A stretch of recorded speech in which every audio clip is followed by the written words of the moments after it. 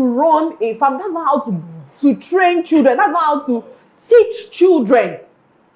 Because you are teaching them in fear. Children will not learn in fear. In the name of discipline. They will not. Discipline is not punishment. No, what I mean, that's one that you hear the sound of their father. Everybody, they were all in this living room watching television. But when they hear the sound, everybody disappear. Everybody is scattered. You must sit down. You now carry books. Have we not all done it? We now carry our book. Pretend. Something in front. It's something else we are reading. We now, this child is reading. Who are you deceiving? You have to teach the child the essence of studying. Exactly. So that when you tell the child, go and study, the child will willingly study because he understands that studying is for my own good. But when you say, go study, you can't bring up like you are doing like a punishment. You say, hey, I should read that book. They'll put magazine in front of the book and do it like this. They are reading. Cover. Then when you are coming, they will cover it back. Because they feel that they are deceiving you. Yeah. Not knowing that they are harming themselves. But you did not teach them. You instructed the importance of that. So you need to teach, not shout and say this. Because if you don't know, you're abusing yourself. Like what happened? Someone was telling me that it's rape, it's this, it's that. I said, no. It is abuse.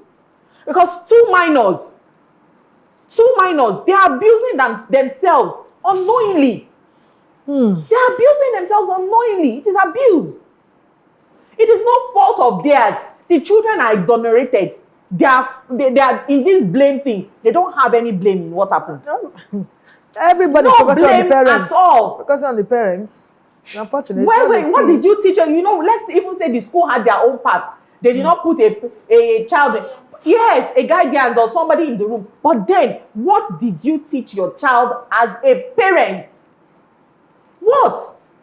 When did this child get exposed to this? Something must have happened somewhere that you are not aware of. It might even date as back as 3 years old. On a journey you went to and you left them, family member, uncle, house help, something, without knowing, without teaching your children, telling them to have conversations with you. Mommy, this person touched me appropriately. Saying those conversations, you should have them, not instructions.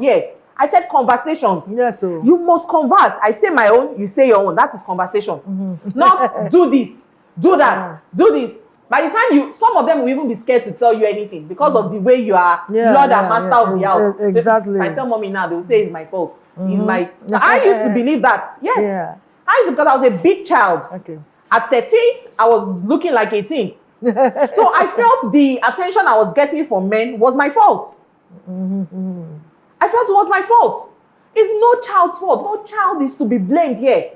No child. Everything that you do and you don't do, everything you do wrongly or you don't do, comes up to form the child, the adult that the child becomes. And it is your fault as a parent.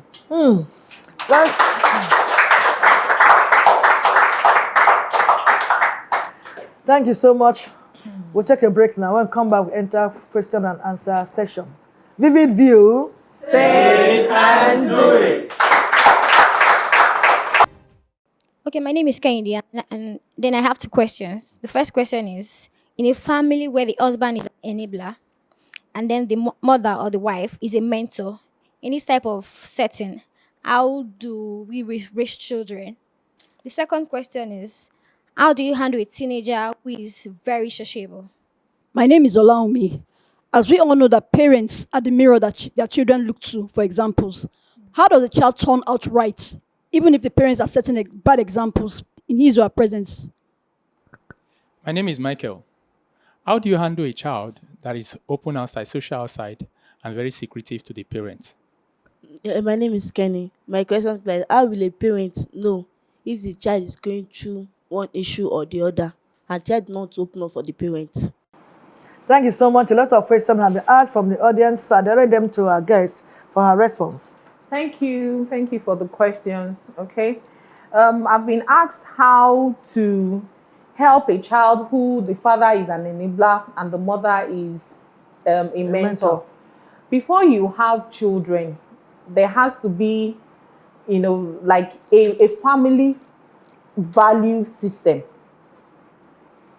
Parents should not be on different ends of, of the stick. We always always have to be on the same page. So when you have parents that are not on the same page, it's still part of parental negligence.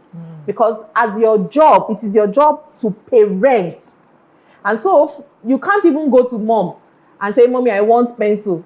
And mommy says, go To your father. Go and tell your father. Your And dad. your father says, no pencil. No, they have to come together with one voice to raise the child. And that is why I talk about the family value system.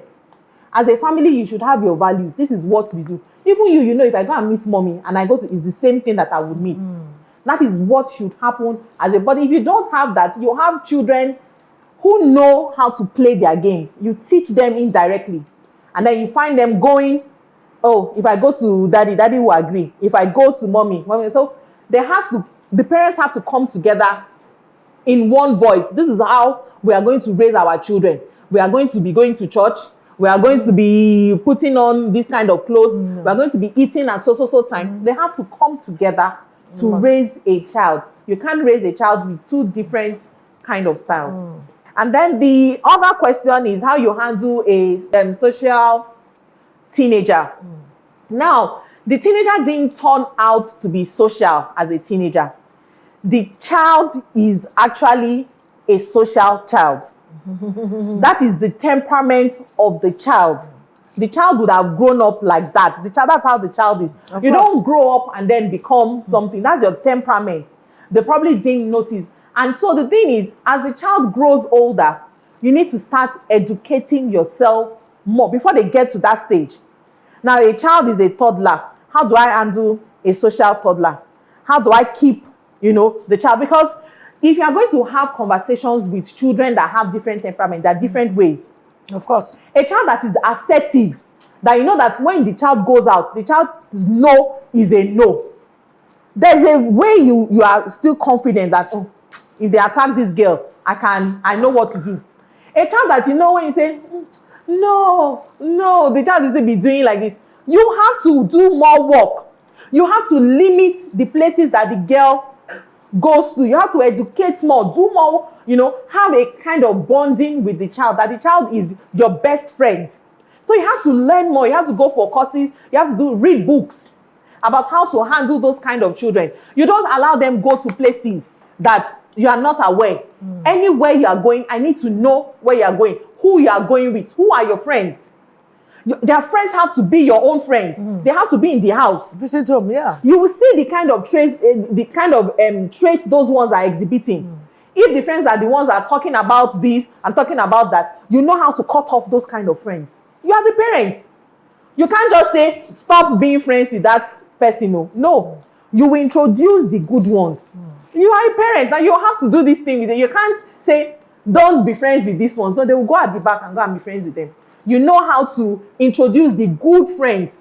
You know how to introduce activities that will take their time. Godly activities. If you are the Christian type of parent that want to introduce godly, the child is social, Abi. There are activities in church. Because yes, there are plenty of activities in church. Go to activities. There are lots of sporting activities. Go and do sporting activities.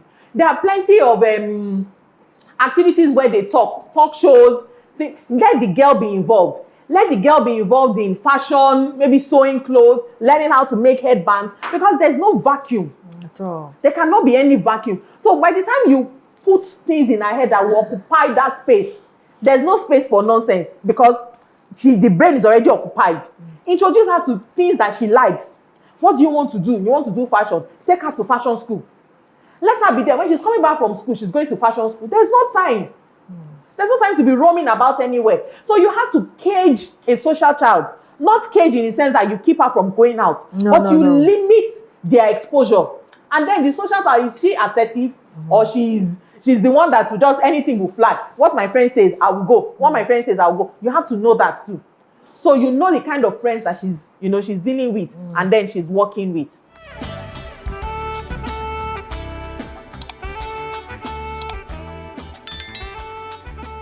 This is VVView.